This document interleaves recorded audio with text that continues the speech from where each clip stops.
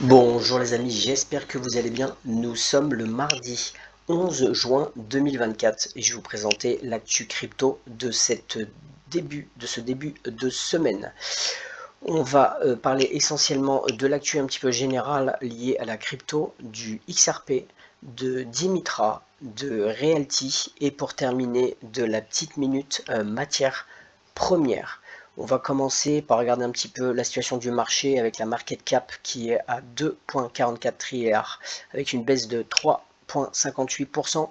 Le volume, lui, a flambé 55,28% de volume supplémentaire et la dominance du BTC qui continue à monter un petit peu. Il est à 54,1%. Le Fear and Greed, 60%. Alors, ce qui va être intéressant cette semaine, c'est le calendrier économique où on va avoir demain tout simplement l'IPC Core mensuel aux États-Unis. Alors en Europe, on a l'Allemagne aussi. On a l'IPC annuel, l'IPC mensuel, le stock de pétrole brut, tout ça c'est aux États-Unis. Projection économique, c'est l'important, FOMC, communiqué du FOMC demain soir. Et là, très important, la décision de la Fed sur les taux d'intérêt, une conférence de presse de Jérôme Powell ensuite. Alors, là, ils disent que ça ne va pas bouger. Enfin, la prévision, elle est que ça ne bouge pas. Je pense aussi que ça ne bougera pas. Après, on peut peut-être, on ne sait jamais avec eux, mais je ne suis pas sûr qu'ils vont descendre les taux. Mais on ne sait jamais. Moi, en tout cas, personnellement, je pense qu'ils vont rester à 5,50. Voilà. Donc, il va y avoir pas mal de volatilité. Surtout si c'est pas 5,50, si ça bouge dans un sens ou dans un autre, normalement ça devrait pas remonter, et si ça descend, ça risque de bouger fortement. Voilà, donc dans les prochains jours, ça risque de bouger pour la crypto. On va voir ça. On continue, on va parler maintenant de l'actu générale. Alors là, on a un article sur le blog du FMI qui parle un petit peu de la situation actuelle du dollar et des monnaies de change. Ce qui est intéressant, en fait, alors là, il me fait un petit résumé, le dollar US continue de céder du terrain aux monnaies non traditionnelles dans les réserves mondiales de change, mais il reste la monnaie de réserve prédominante. Alors, effectivement, il va falloir, ça reste la monnaie de réserve et il va falloir du temps avant que ça tombe, bien sûr, mais il y a quand même une baisse significative et je pense qu'avec ce qui se passe actuellement, entre autres avec l'Arabie Saoudite, et ça c'est quand même énorme, qui arrête tout simplement de payer d'acheter et de vendre en dollars et d'en le faire avec les monnaies locales pour les achats de pétrole. Et bien ça, je pense que par contre, ça peut vraiment être un accélérateur, tout simplement. Voilà, et là, ce qui est intéressant, alors je vous laisserai l'article, mais il y a quand même 2-3 choses qui sont intéressantes pour moi. C'est la fin. Voilà, nous avons également trouvé ces sanctions financières imposées par le passé ont incité les banques centrales à détourner, alors eux ils disent modestement, personnellement, quand je regarde les graphiques, je vois pas que c'est modestement, mais bon, les banques centrales ont détourné modestement leur portefeuille de réserve des monnaies qui risquent d'être gelées et redéployées en faveur de l'or. Donc à cause des sanctions, bien sûr, maintenant les gens n'ont pas, enfin les pays n'ont pas confiance envers les autres, et du coup, ils veulent tout simplement déjà rapatrier leur or chez eux et aussi surtout acheter beaucoup d'or et ne pas laisser c'est pour ça que la Chine a par exemple vendu toutes ses obligations américaines pour justement convertir en or et rapatrier chez eux, qui peut être entreposé dans le pays et donc exemple de risque de sanctions. Ces travaux ont également montré que la demande d'or des banques centrales répondait positivement à l'incertitude de la politique économique mondiale et au risque géopolitique mondial. Ces facteurs peuvent être à l'origine de la nouvelle accumulation d'or par un certain nombre de banques centrales des marchés émergents. Alors, à la fin, ils mettent avant de trop faire cette tendance, cependant, il est important de rappeler que l'or en tant que part de réserve reste historiquement faible. Ouais, peut-être, mais personnellement, je pense que c'est judicieux les banques centrales vraiment achètent beaucoup. Vous avez la Pologne, vous avez la Turquie, vous avez la Chine. Il y en a qui achètent énormément d'or. Voilà, c'est pas pour rien. Je pense aussi comme il va y avoir une tokenisation et des matières premières, etc. Et que je pense que les monnaies numériques vont être adossées à l'or actuellement. Ils ont besoin d'acheter aussi beaucoup d'or. Voilà. Mais on va arriver petit à petit à cette baisse et que ça soit plus le dollar qui soit une monnaie de réserve mondiale, et c'est à partir de là que nous, ayant investi dans des technologies numériques, on va commencer à être gagnant. En somme, alors là c'est le résumé qui est aussi intéressant, en somme le système monétaire et de réserve internationale continue d'évoluer. Les modèles que nous avons mis en évidence plus tôt, déplacement très progressif de la domination du dollar et un rôle croissant pour les monnaies non traditionnelles des petites économies ouvertes et bien gérées, activées par les nouvelles, et c'est là que c'est intéressant, activées par les nouvelles technologies de trading numérique. On continue, et là c'est au Canada, ça chauffe, où il y a une enquête, on voit qu'il y a une sonde d'interférence étrangère expose des liens avec les législateurs à Ottawa. Donc là en fait il y a tout simplement des ingérences étrangères avec des membres du Parlement au Canada. Donc, et apparemment, on regarde, je laisserai l'article, mais à la fin de l'article, on voit que c'est surtout la Chine et l'Inde où il y a une ingérence au Canada. Voilà. Bon, alors après, il ne faut pas se leurrer. Croyez pas qu'il n'y a pas qu'au Canada. Vous avez vu, je regardais juste les prospectus de McKinsey dans tous les pays d'Europe. Vous verrez que l'ingérence, elle n'est pas qu'au Canada. On continue et là, on va parler de la loi MiCA qui est en juillet. Et j'ai remarqué pour ce petit article deux choses assez intéressantes. Voilà, c'est là, je l'avais souligné pour comprendre le cadre MiCA. Le règlement interdit carrément les stablecoins algorithmiques et exige que les stablecoins adossés à des fiat soient soutenus par une réserve liquide ayant un ratio de 1/1. En outre, les émetteurs sont tenus d'établir et de maintenir une réserve d'actifs isolée des autres actifs et détenue par un tiers.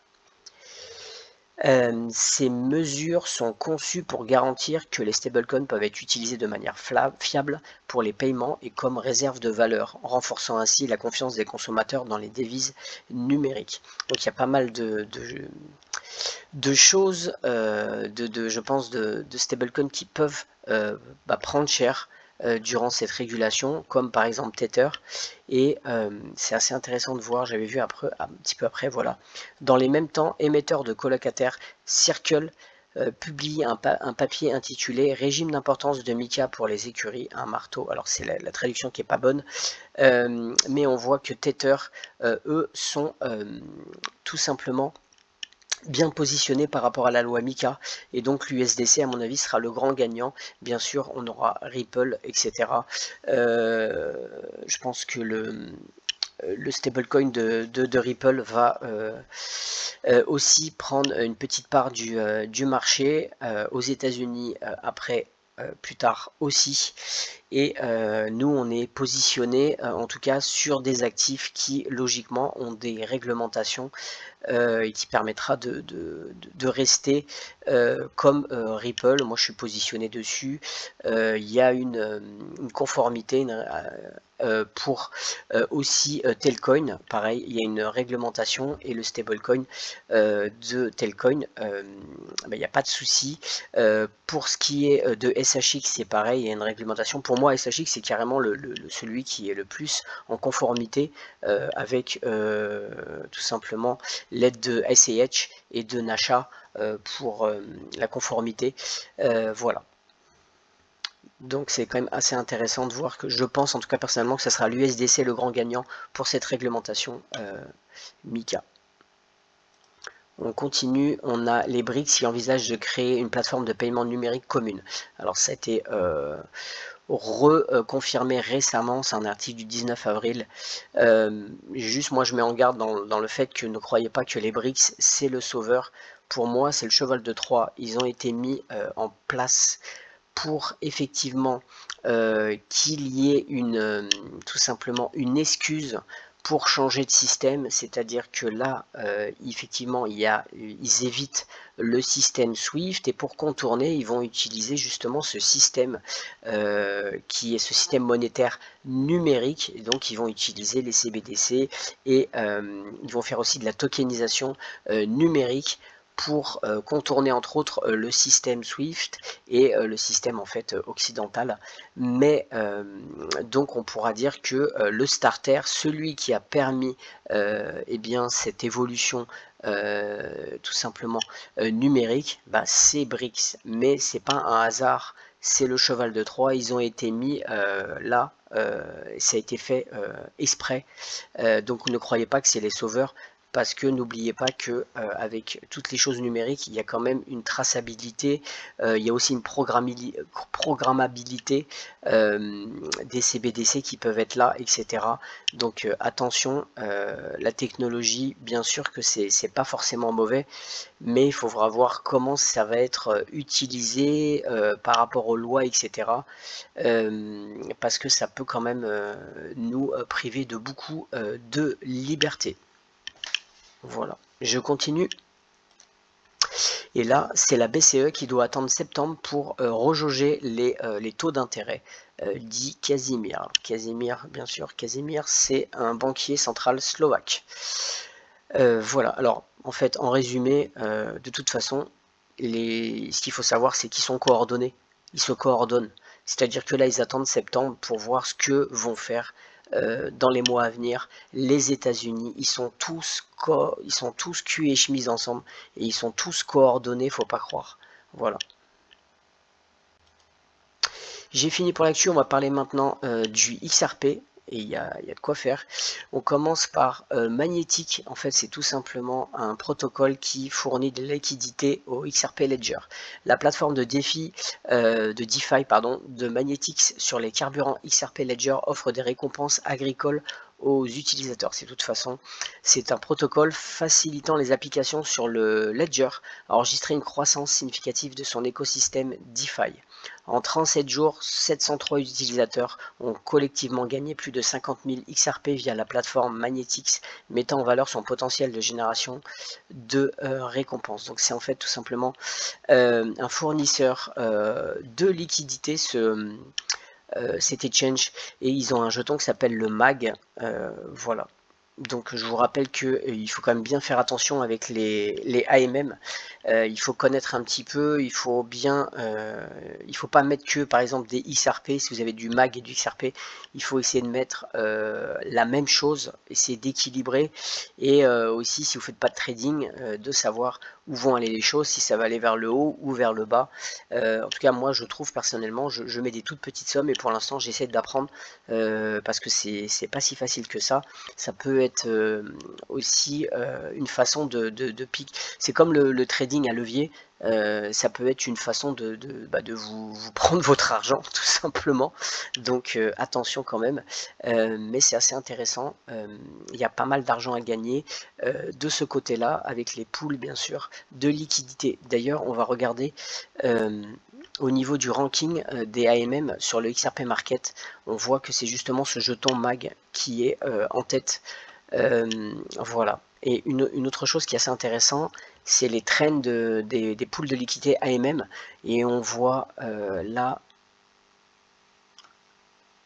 c'était en mars, il y avait 41 789 au tout début de l'ouverture des pools, et là on voit qu'on est au mois de juin, on est à 1 664 000, donc ça progresse quand même assez vite, c'est tout bon. Plus il y a du volume sur le XRP Ledger, mieux c'est. Voilà, le temps, je sais que c'est long, mais le temps joue pour nous si on est détenteur de XRP. Il faut juste être patient. On continue et on a Ripple qui fait équipe avec la Banque centrale de la République de Géorgie pour la révolution économique. Alors on savait on savait déjà qu'il y avait un partenariat avec la Banque nationale de Géorgie et actuellement ils sont au niveau du CBDC, ils sont en proof of concept. actuellement. Je vous rappelle que la stratégie, c'est un peu de commencer par des petits pays et d'augmenter. On voit que la Géorgie, c'est pas comme le Palau, c'est déjà un pays quand même plus important. On va dire que c'est un moyen pays. Et bien sûr, après, ils finiront par les gros pays. Et on va juste aller regarder sur le tracker, là ici vous voyez on a la Géorgie, donc la monnaie numérique ça s'appellera le Lari, et ça a été déjà depuis 2022, ils sont en proof of concept, et le fournisseur de technologie c'est Ripple avec le système DLT. On continue, et là on a une grosse annonce, encore ça c'est big, Ripple annonce un nouveau fonds alors c'est 1 milliard qui accélère l'innovation sur le XRP Ledger pour le Japon et la Corée du Sud. Donc ça va permettre encore plus de développement. On sait que les Japonais et les Coréens sont friands de XRP. Vous avez qu'à juste regarder sur le tracker de vente du XRP et vous verrez qu'il y a énormément, alors en Europe, aux États-Unis, énormément d'achats, mais aussi ça bombarde pas mal du côté du Japon et de la Corée.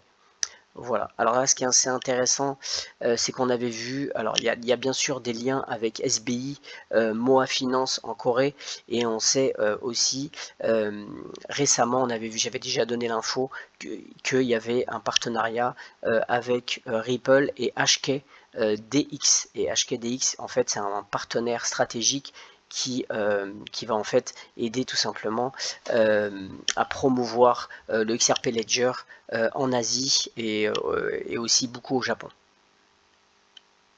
On continue.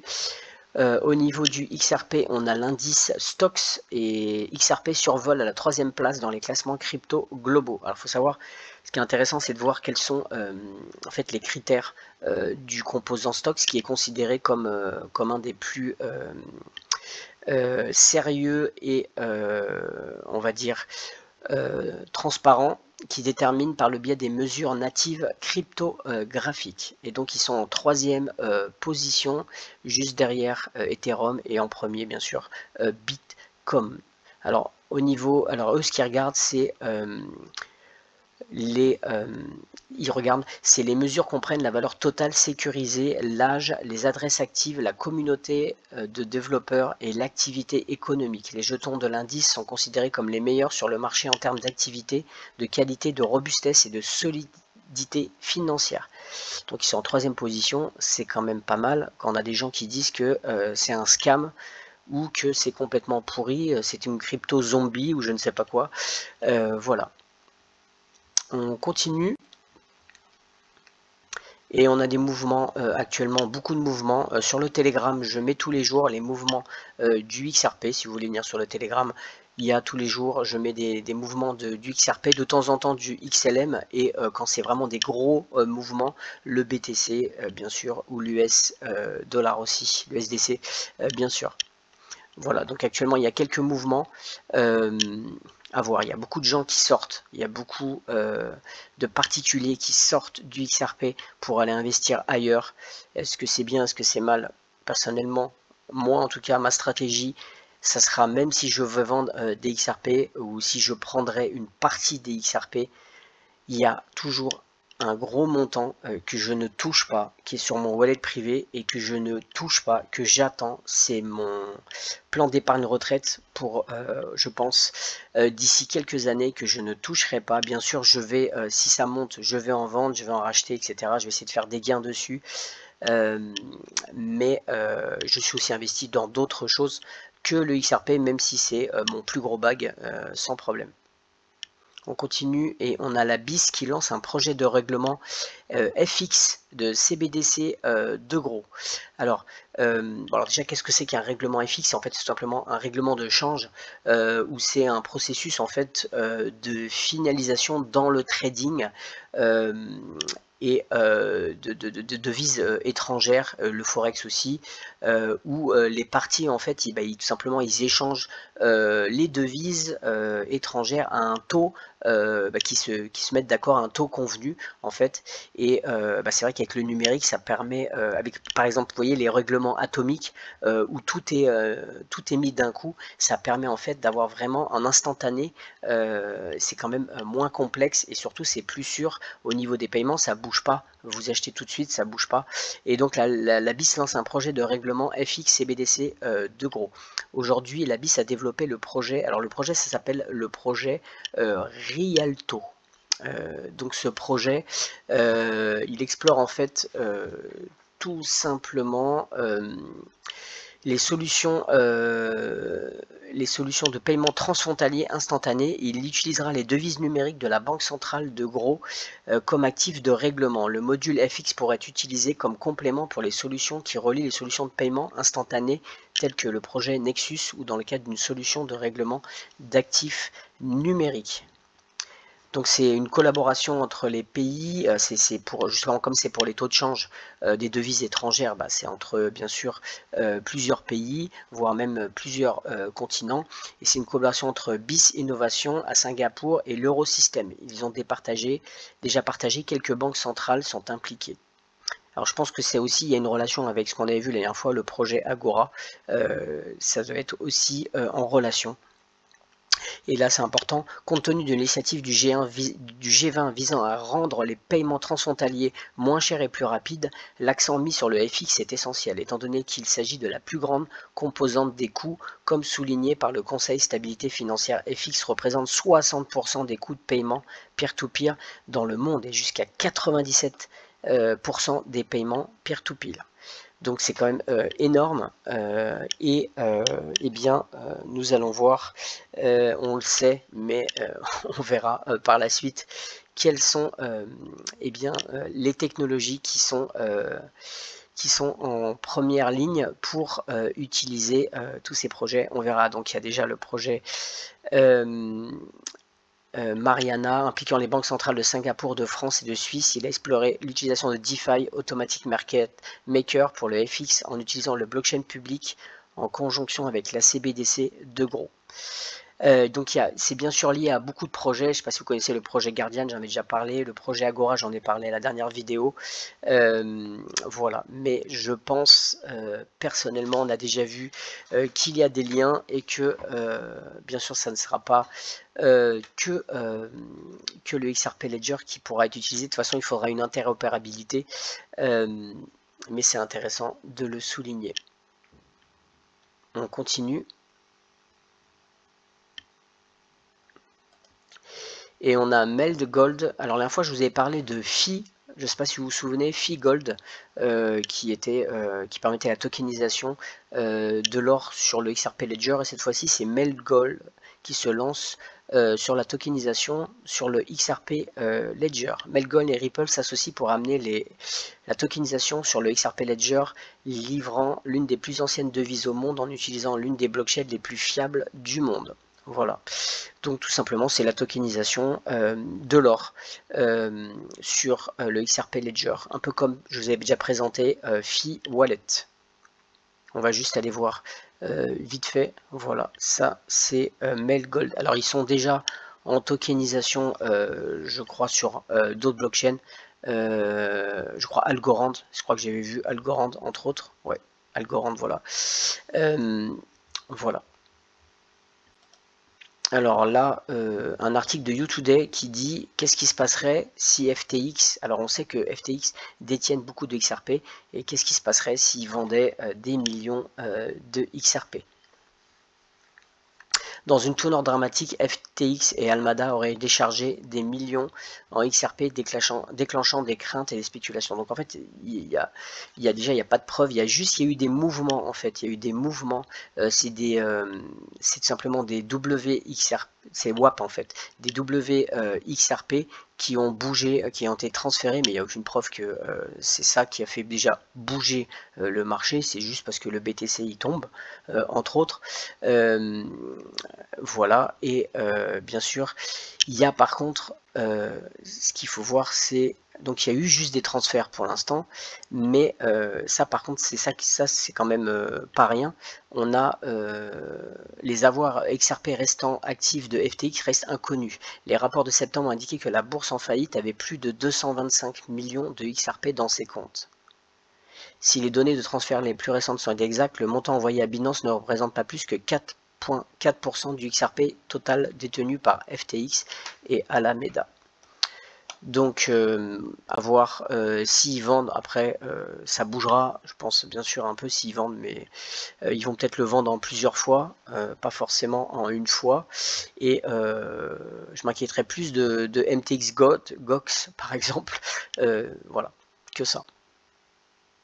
On continue. Enfin, j'ai presque fini. Juste, je vous montre cette petite vidéo qui dure 10 secondes. A quick and private way to exchange Apple Cash without sharing phone numbers or email addresses. With Tap to Cash, you can pay someone back for dinner just by holding your phones together. We're adding 2 new ways to pay with Apple Pay Online, giving customers around the world introduced. Donc en fait c'est juste que maintenant avec ça s'appelle tout simplement le Tap to Pay. En fait les deux téléphones peuvent être reliés et ça permet tout simplement de faire des paiements juste en posant le téléphone avec le bien sûr je pense que c'est un système de QR code.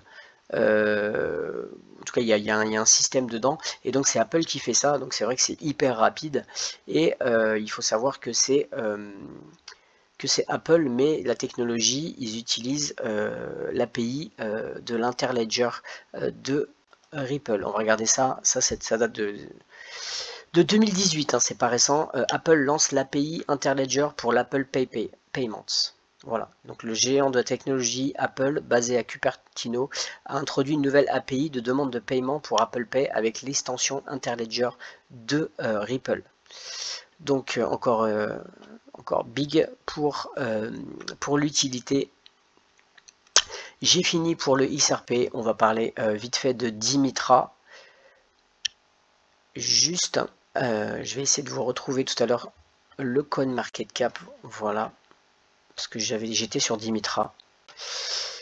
J'ai rechargé sur Dimitra, j'en ai pas non plus, je suis pas richissime donc j'en ai pas des milliards, mais voilà, j'essaie de charger dessus parce que là à 9 centimes, juste l'ATH était à 6,61 $. Je ne pense pas qu'au prochain bullrun, Dimitra aille à 6 $. Personnellement, je ne pense pas.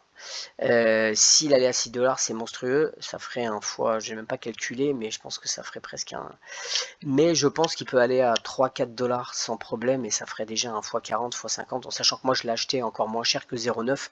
Je l'avais acheté à l'époque quand il était à 0,2, 0,3. Il y a pas mal de temps, ça fait très longtemps que j'en parle de Dimitra. Je pense maintenant ça fait presque un an. Mais je pense qu'il y a vraiment, il est sous-évalué de dingue ce projet, et je pense que quand il va exploser, ça va être vraiment énorme. Et donc on va reparler de Dimitra. Voilà, qui lance un projet de plantation de 10 000 avocatiers au Kenya. Il commence un projet ambitieux visant à planter 10 000 avocatiers à travers le Kenya au cours de la prochaine année. Ces actifs du monde réel démontrent notre engagement commun envers l'agriculture durable et la croissance communautaire. Cela signifie des progrès tangibles dans notre mission d'avoir un impact positif et durable grâce à des investissements dans la blockchain et l'IA. Alors ils sont en partenariat avec une start-up kenyane qui s'appelle 1 Million Avocados et se concentrent sur l'amélioration de la vie des cultivateurs d'avocats. Alors souvent ils aident pas forcément les gros, ils aident justement les petites et les moyens entreprises, les petits et les moyens agriculteurs qui justement ont besoin de ces outils et surtout de la certification pour pouvoir exporter à l'étranger, enfin surtout en Europe, leurs produits, que ce soit les avocats, le café, etc. Et donc avec la technologie de Dimitra, ça leur permet d'avoir beaucoup de renseignements.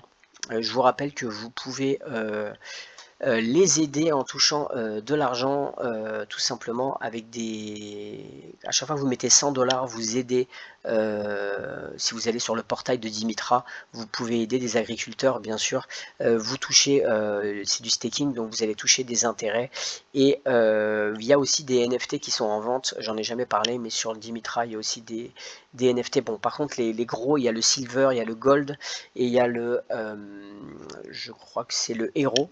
Le héros, je crois qu'il est pas cher, il a 50 $. Mais tout ce qui est silver, tout ça, all gold, c'est déjà tout été vendu déjà. Voilà. On continue et je parle juste vite fait. Alors c'est le Telcon Magazine qui parle un petit peu de l'actualité de la crypto-monnaie en expliquant que la vision effectivement de Satoshi Nakamoto, c'était un système financier dépourvu de confiance institutionnelle, c'est-à-dire que c'est vous qui êtes votre propre banque et qu'on ne passe pas par un tiers. Voilà, alors il faut savoir qu'ils mettent sur l'accent sur le fait que en fait eux rassemblent les actifs bancaires traditionnels et les actifs numériques, et en fait ils permettront d'être tout simplement une garde, une banque tout simplement d'actifs numériques. Ce qui est assez intéressant, c'est qu'il y a de plus en plus de monnaies qui sont sur l'application, je ne sais pas si vous l'avez, moi je l'ai, sur l'application Telcoin.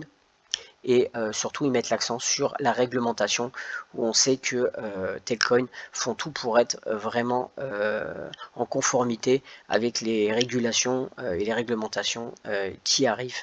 Voilà, et c'est ce genre de tokens qui, une fois qu'il y a les régulations, eh bien, resteront et après pourront commencer à jouer eh bien, leur partition.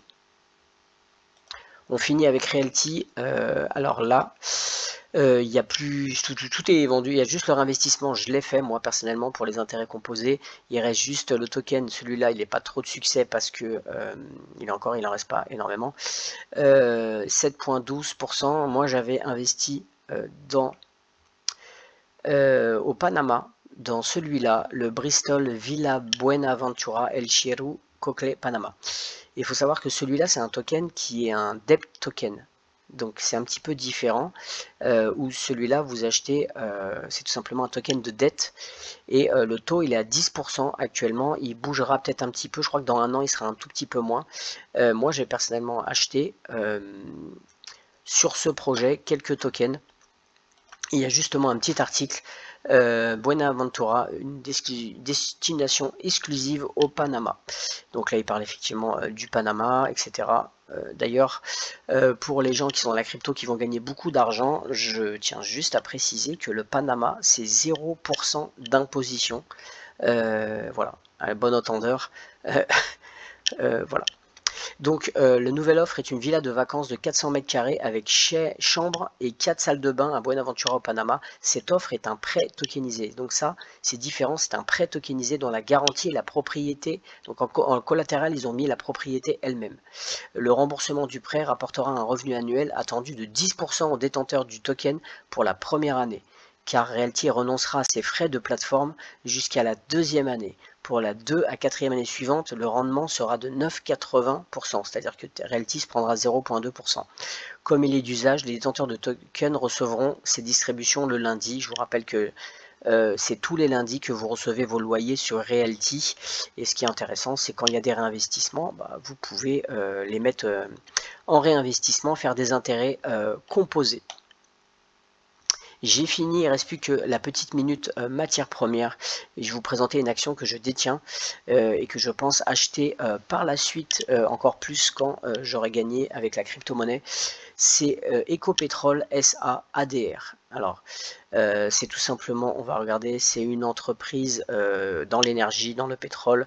Il fonctionne comme une société pétrolière et gazière intégrée. La société opère à travers 3 segments: exploration et production, transport et logistique et raffinage. Il s'engage dans l'exploration, la production et la vente de pétrole et de gaz, exploration offshore. Alors c'est une société qui a son siège social en Colombie, à Bogota, et elle a des opérations en Colombie, États-Unis, en Asie, en Amérique centrale et dans les Caraïbes, en Europe, en Amérique du Sud et à l'international. Elle a une alliance stratégique avec Occidental Petroleum Corporation. La société était également connue sous le nom de Empresa Colombiana de Petróleos, ça veut dire en fait entreprise colombienne de pétrole, et a changé son nom en Ecopetrol en juin 2023. Elle était constituée en 48. Au niveau du prix, je ne l'ai pas acheté pour la valorisation, même si justement là elle est sous-cotée actuellement. Elle est à $12 Moi, ce qui m'intéresse, c'est plutôt déjà par rapport au SP 500. On regardait un peu les retours sur 5 ans, 14%, US Energy 90%, sur le SP500 85%.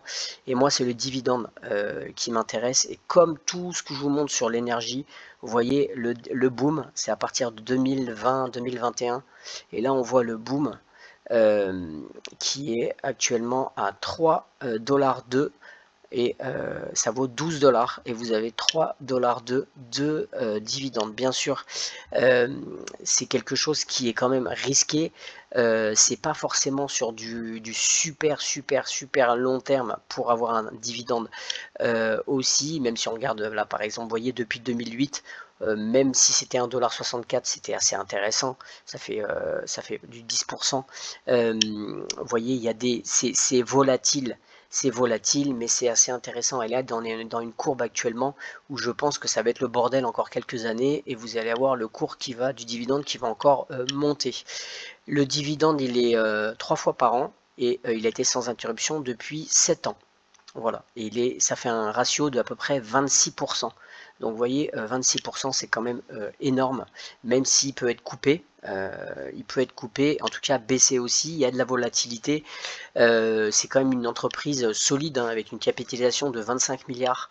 Et voilà, moi ce qui m'intéresse, c'est le dividende qui est à 26%.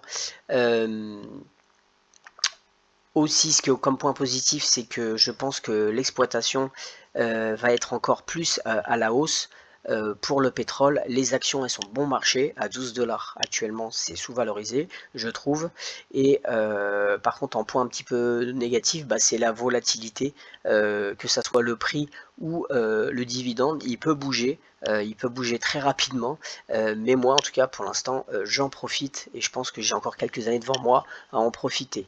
Et aussi, un petit point noir, c'est en fait ce qu'on appelle le ratio de dette, où là,